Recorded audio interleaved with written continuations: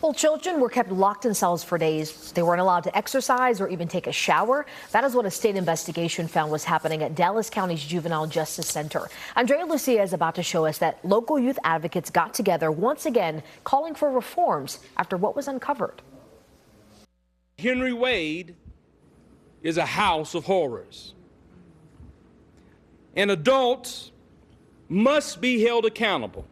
Outside Dallas County's Juvenile Justice Center, a group of local pastors expressed outrage over the findings of a state investigation. Children in this county have been kept in filthy cells for days at a time without being afforded the dignity even of a daily shower. The Texas Juvenile Justice Department's Office of the Inspector General found children here were put in solitary confinement for up to 5 days at a time, without regular access to education, exercise, outdoor recreation, or showers. It also found pervasive falsification of documents, implying an intentional attempt to conceal the practice. The department says staff would fill out observation reports in advance, sometimes making them identical for every juvenile in a section. And they would fail to perform overnight checks as often as required. Who is going to take responsibility? In an immediate sense, it must be the board.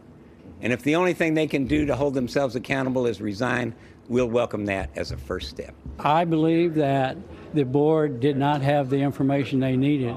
They had allegations, but then they had other persons saying they weren't true. I think now the board understands that that information was accurate, and they're very concerned. Mike Griffiths, who returned last month to serve as interim director of the department, says many problems identified by the state have already been corrected. It was a troubling report, we know that, but we've known that since July 2023.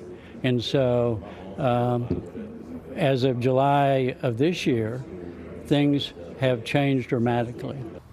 And the pastors gathered here today had several demands they wanted to make. For one, they say they want an independent third-party review of what's going on here so that they can get recommendations for best practices. That idea of a third-party review is something County Judge Clay Jenkins has already said he supports. In Dallas, Andrea Lucia, CBS News, Texas.